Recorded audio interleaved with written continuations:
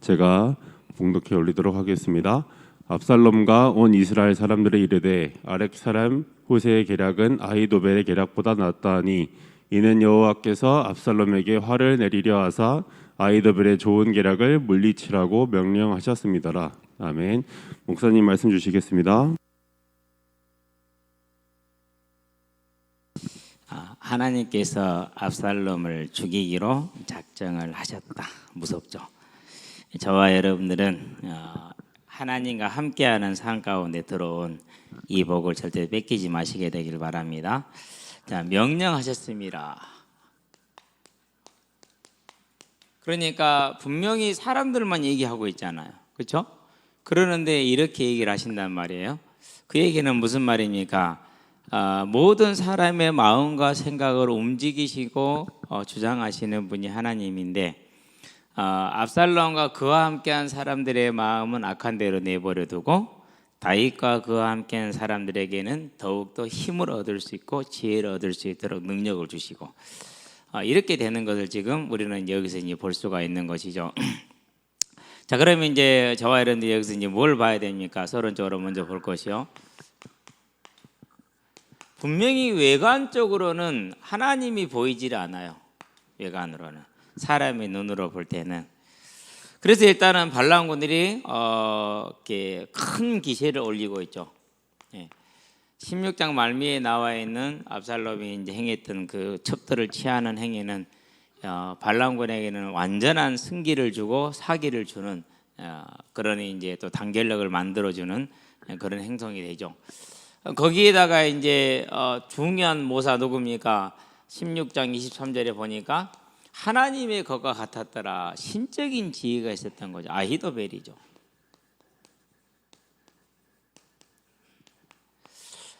이 아히도벨이 함께함으로 인해서 뭘 얻는 겁니까? 대단히 힘을 얻는 것이죠.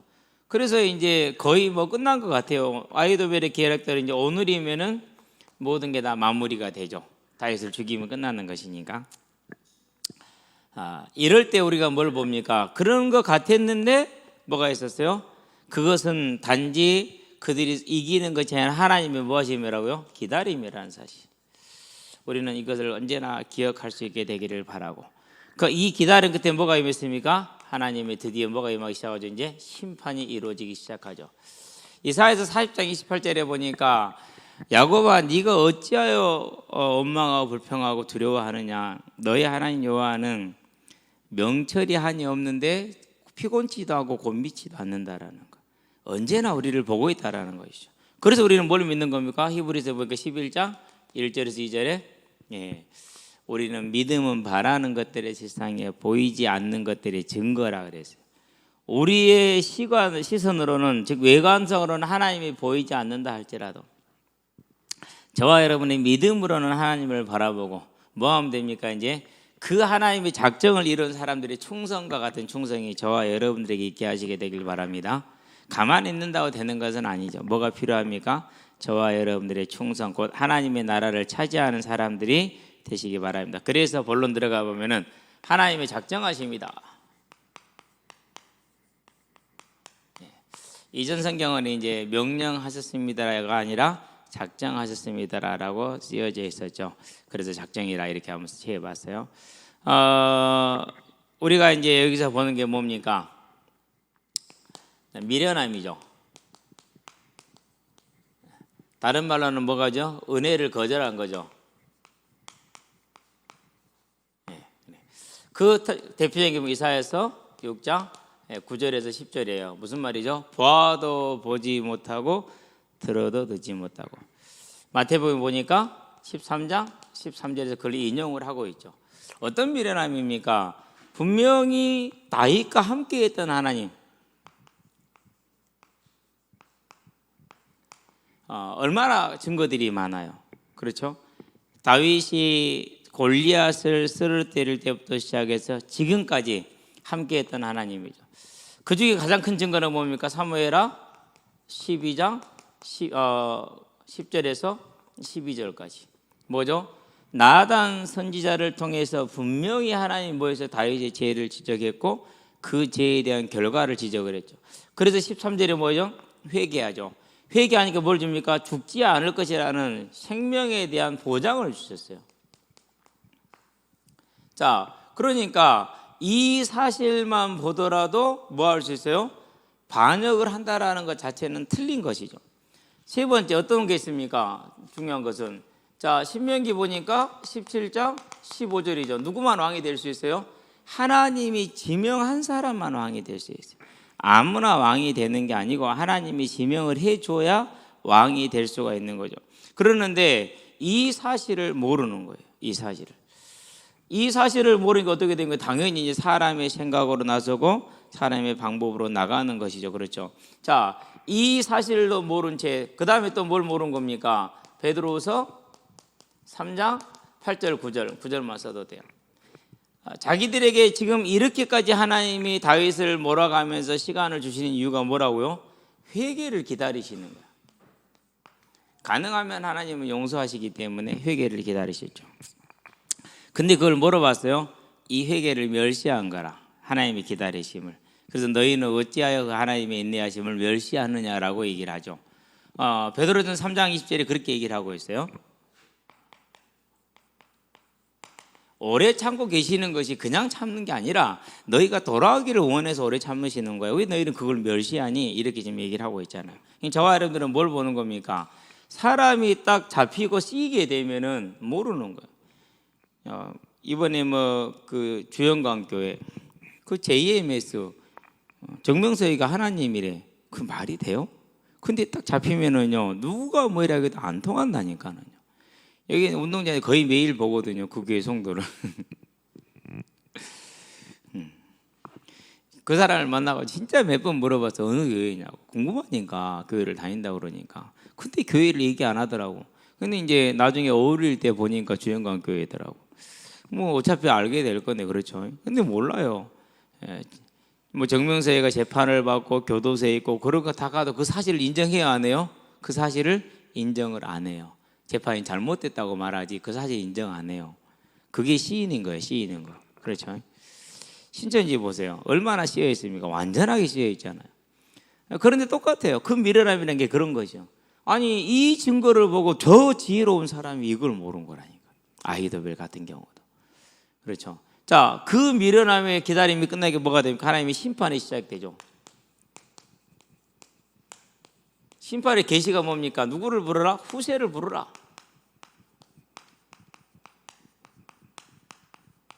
네. 그 후세는 지금은 같은 자리에 앉아 있지도 않는 거예요. 압살롬이 들어올 때 보고 나서 그냥 집에 갔어. 그런데 부르라는 것이죠. 이제. 그럼 어떻게 됩니까? 이제 좋지 않은 계략을 하나님이 얘기를 했어요. 왜요? 시간을 끌게 되잖아요. 그게 국민병이라 이제. 대단히 시간이 많이 필요한 게 국민을 이렇게 병사를 모집하는 거. 이제 하나님이 작정을 하신 거죠. 이렇게 했는데 이게 채택이 되죠. 그걸 뭐라고 그러세요? 하나님께서 그를 죽이기로 작정하셔서 사람들의 마음으로 움직이셨다 이렇게 얘기를 하는 것이죠. 자, 이런 심판이 시작이 됐는데 뭘 통해서 이루어집니까? 충성을 통해서 이루어졌다라는 거예요. 일단은 누구부터 시작이 됩니까? 후세. 생명 건 거예요, 이건요. 그런데 누굽니까? 제사장들, 사독과 아비아달. 쉽습니까? 어렵습니다. 대단히 어렵습니다. 예. 그리고 그 아들, 사독의 아들이 아히마아스. 그리고 아비아달 아들이 요나단. 또 누가 준비됩니까? 이 사람들이 밖에 있는데 들켜버렸어요. 이제 추격병이 쫓아오죠. 잡히면 어떻게 되죠? 당연히 죽겠죠? 당연히 죽겠죠. 그렇죠? 그리고 후세의 계략이 되니까 누가 되죠? 아히도벨의 계략대로 오늘 밤에 치게 될 것인가? 이어서 누구도 죽겠죠? 다윗도 죽겠죠. 그러니까 이 첩보전이 지금 얼마나 치열하게 전개되겠어요. 그렇죠. 그런 첩보전에 누가 등장합니까? 완전 변수, 아무도 모르는 변수. 어떤 집에, 어느 집에 들어가서 어떤 여인이야 진짜로 완전 변수가 등장을 해요. 그건 누가 하시는 거예요? 하나님이 작정하셨기 때문에 이런 일이 벌어지는 거예요. 아니 뻔히 알면서 숨겨놓고 모르는데 저기 건너갔어. 거짓말해 그럼. 그러니까 쫓아갔는데 안 보여. 라합과 똑같아. 두 청년들. 예. 그러니까 우리가 이제 뭘 보는 겁니까? 전부 다 뭘 건 거예요? 생명을 건 거죠, 실은. 그런데 이들만 생명 건 거 아니에요. 네 번째, 다 똑같았어요. 모든 초대교회가 12사도들 한 명도 애유 없이 전부 다 죽었어요. 순교했어요. 그냥 죽은 게 아니라 순교로 죽었어요. 그러고 그 순교는 언제까지 이어집니까? 313년에 밀라노 칙령으로 인해 가지고 콘스탄티노스에 의해서 기독교가 공인될 때까지 무려 300년 넘게 지속이 되죠. 10명의 황제가 핍박을 했다고 그렇게 얘기를 해요. 10명의 황제가 아주 심각하게. 핍박 이유는 한 가지입니다. 로마의 신을 섬기지 않고 황제를 주라 칭하지 않으므로 로마가 쇠약해졌다. 그래서 로마의 강성을 위해서 저것들을 뭐 해라? 제거해야 된다. 얼마나 광기가 있겠어요. 사상과 종교는 가장 잔인합니다. 사상과 종교는요, 형제도 죽이고요, 이웃도 없어요. 공산주의 보세요. 우리 어떻게 했어요? 어머님이 지금은 얘기 안 하시는데 항상 만나면 얘기하시는 거, 매번 자제들하고 같이 있으면 하는 게 6.25 때 너그 애할아버지 집에 있던 종들이 동네 사람 죽이고 너그 애할아버지 작은아버지 죽이고 그 얘기예요. 그것도 몽둥이로 때려주고 죽창으로 찔러주겠다는 얘기래요. 그러고 이제 가마솥에다가 삶아주겠다는 얘기도 하고. 참말로. 근데 모르는 사람이 아니라 같은 한 집에서 일했던 사람들이 그랬다는. 그러면서 하는 말이 항상 결론은 뭐냐? 사람들한테 베풀고 살아라. 그 작은아버지가, 그 큰아버지 작은지 모르겠어. 그분이 그렇게 인색했대. 인색. 근데 이제 애할아버지는 그러지 않았대. 항상 이렇게 명절이 다가오면은 떡이라도 해먹으라고 쌀이라도 한 마리씩 지어주고, 그러고 또 집에 뭔 일 있으면은 쓰라고 이렇게 해주고, 그런 걸 항상 이렇게 많이 베풀었대. 그러니까 안 죽이더래. 너는 저리 가 있어라 치워놓고 그러지 않은 이제 분만 죽이더래. 그걸 보면서 하시는 말이 그래요. 어쨌든 베풀고 살아야 되느니라. 맞는 말이에요. 원수지면 안 되는 거죠, 그렇죠? 예, 베풀고 살아 그랬거든요. 그러니까 사상과 종교란 건 그렇게 잔인하다니까는. 그러니까 얼마나 잔인하게 300년 동안 이렇게 했어요. 그런데 뭐였어요? 죽기까지 충성했어요. 죽기까지. 그런 다음에 종교개혁. 여러분들은 여기에 대해서 감각을 못 느낄 수도 있어요. 나하고 상관없다고 생각할 수 있어요. 그런데 그렇게 생각하면 안 돼요. 이게 없었으면 저와 여러분들은 지금 다른 믿음을 가지고 있을 거예요. 우상을 섬기고 있든지, 안 그러면은 마리아를 섬기고 있든지 그러고 있을 거예요. 근데 이게 있어서 어마어마한 피를 흘렸어요. 100년 동안 전쟁했다고 하면 여러분 이해하니까 그 피의 결과로 개혁교회가 살아남았고, 그러고 그 개혁교회의 선교사들이 복음을 들고 온 거예요. 그래서 우리가 복음을 받은 거예요. 그래서 우리가 이제 알고 믿게 된 거예요. 그럼 뭡니까? 그들이 뭐였어요? 죽기까지. 토마스 선교사님 같은 경우 그렇죠? 그냥 대동강에서 목 잘려 죽었어요. 그 죽음이 뭘 낳았어요? 그 죽음이 장로를 낳았어요. 그때 목을 쳤던 사람이 장로가 되고, 그 쪽복음을 들고 읽은 사람이 목회자가 되고, 지나가다가 벽에 하룻밤 들렸는데 벽에 뭐가 써있게 읽어보니까 성경이라. 왜? 성경책을 뭐 했어요? 벽지로 쓴 거라 찢어갖고. 그거 읽다가 예수 믿고. 그러니까 진짜 성경책 뿌려주고 죽은 거라니까는. 근데 그 선교사님들의 뿌리가 어디에? 그게 여기에 있어요. 그럼 100년 동안 피를 흘리고 살아남은 개혁교회가 그런 열매를, 저와 여러분들은 오늘 이 열매를 맺은 거예요. 그럼 뭐가 있었습니까? 그분들이 죽음이 있었잖아요. 피. 그런데 우리는 지금 예수 믿고 거룩한 삶도 안 살려고 그래요. 그렇게 복음을 이용을 해요. 정말 악한 거예요. 악해도 그렇게 악할 수가 없어요. 이번에 박원순 시장 성추문 터지면서 40년 안에 하기로 하겠지만은 저는 걱정되는 데가 너무 많아요. 교회 안에. 다행히 그만한 사회적인 위치가 아니어서 그나마 넘어가는 것이지, 만약에 우리가 큰 사회적인 위치를 가졌다 그러면은요, 이건 말도 못할 지경에 솔직히 지금. 예. 그러면 이제 저와 여러분들에게는 뭐가 있는 것입니까? 이 충성이 저와 여러분들한테 요구되는 게 하나 있어요. 다섯 번째. 그게 뭐예요? 다시 오시겠다는 언약이에요. 그러니까 뭐 하는 거죠? 너희는 가라, 그렇게 얘기를 했어요. 그러니까 너희가 가라. 그러면 이 일을 위해서 뭐 해야 됩니까? 이 일을 위해서 마가복음 10장 아니죠, 마가복음 10장 아니죠, 29절 30절 맞아, 10장 29절에서 30절 뭐가 필요합니까? 그 무엇보다 우선시하는 충성이 필요하다 얘기를 했어요. 형제나 아버지나 어머니나 자식이나 자매나 자식이나 전토를 나보다 더 앞세우는 자는 합당하지 않다 얘기했어요. 뭘 요구하는 거죠? 충성을 요구하는 거죠. 그렇죠? 저와 여러분들이 이제 이 하나님의 부르심을 받은 것이죠. 그렇죠? 그러면 뭐 해야겠습니까? 이제 저와 여러분들의 충성이 온전히 드러지게 하시게 되길 바랍니다. 그걸 뭐라고 그랬습니까? 우리가 하나님 앞에 온전히 충성하며 나아가는 모습 자체가 사도행전 1장 8절이에요. 여기는 우리 학생들은 여러분의 학업에 최선을 다하세요. 잘한다 못한다가 중요한 게 아니에요. 무슨 말인지 알죠? 내가 잘한다 못한다 그것은 차후의 문제예요.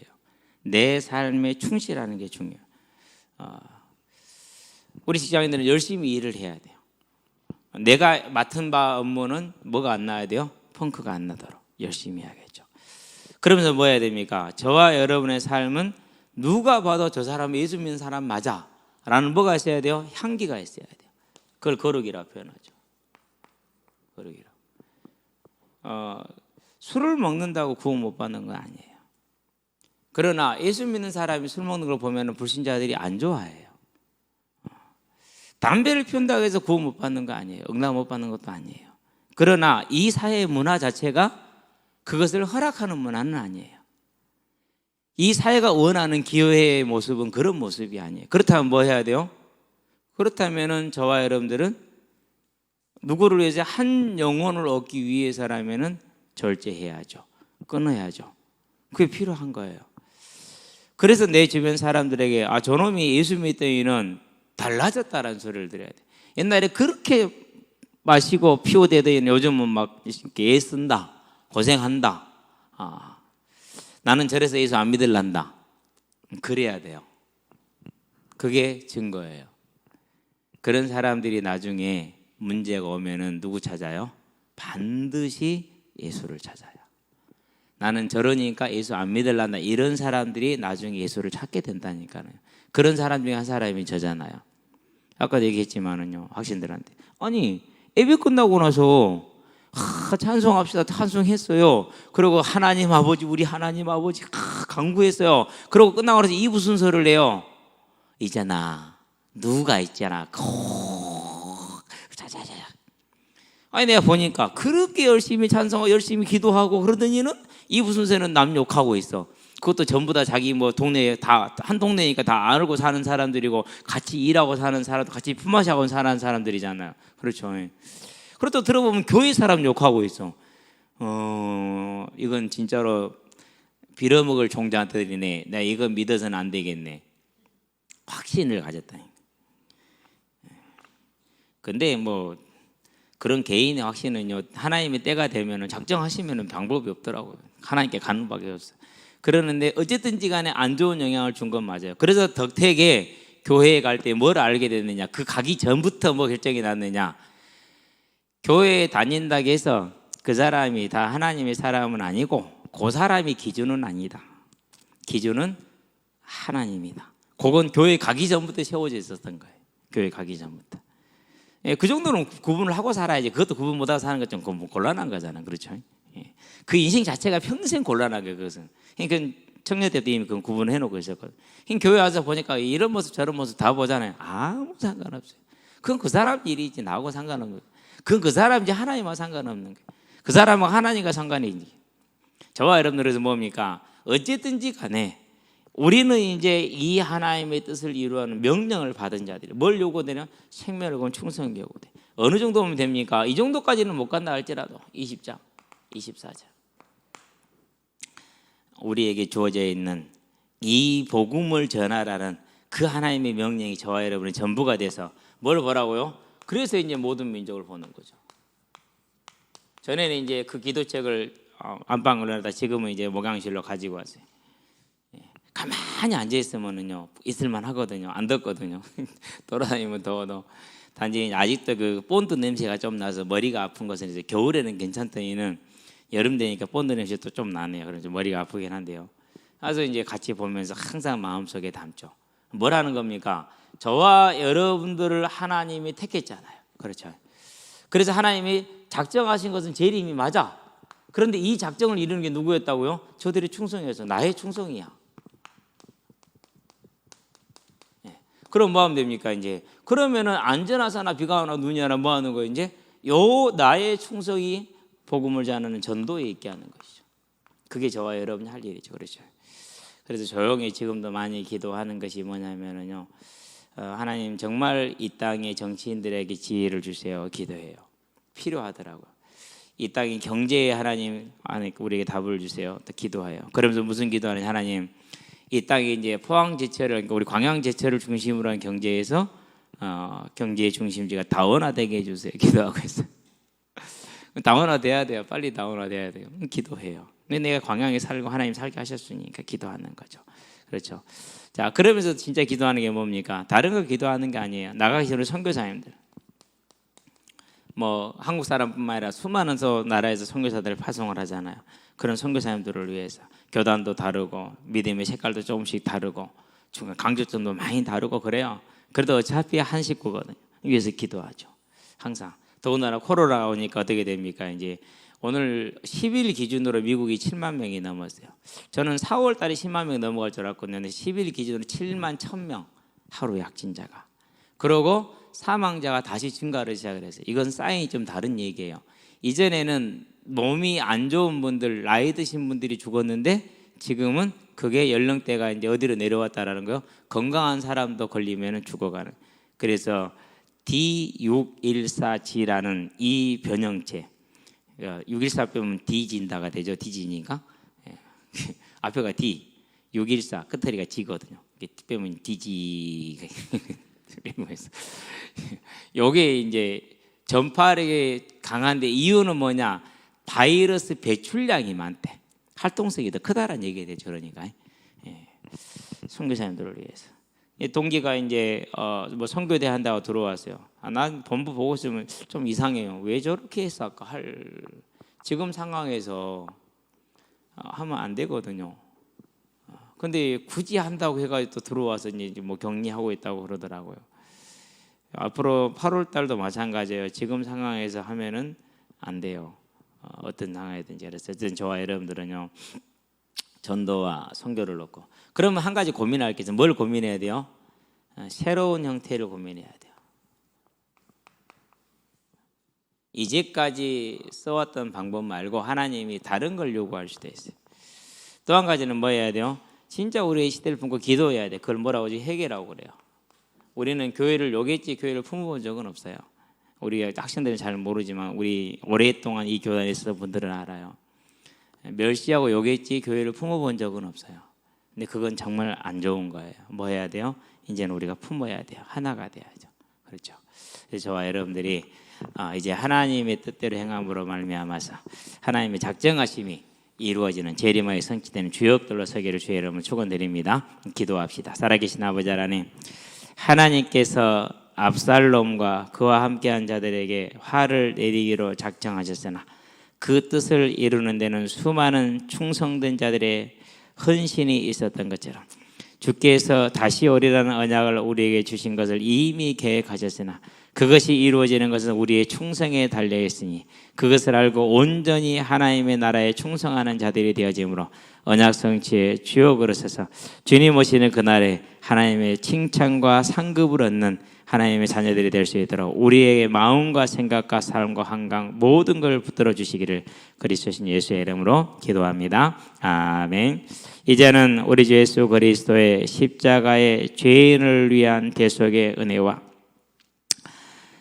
독생자 예수를 아끼지 않고 사망으로 죄인을 위해서 내어주신 하나님 아버지의 무한하신 사랑과 지금도 오래 참으시는 하나님의 말씀을 따라 거역하는 우리를 붙들고 하나님의 나라로 인도하며 재림의 성취의 주역으로 인도하는 성령의 내주교통 역사하심이 후세와 같이 사독과 같이 아비아달과 같이 아히마아스와 같이 요나단과 같이 어떤 여인과 같이 생명을 들여 충성함으로 하나님의 뜻을 이루는 것처럼 우리 또한 그 하나님의 뜻을 이루게 될 우리 모든 성도들과 가정과 가문과 산업 현장 위에 전 세계에 흩어져 충성을 다하고 있는 우리 모든 선교사님들의 아름다운 발걸음 위에 함께하는 모든 후대들의 예배자로 전도자로 중직자로서의 복음의 진로 위에 교사로 찬양대로 방송실로 청소로 주보로 차량으로 섬기는 모든 헌신자들의 아름다운 헌신 위에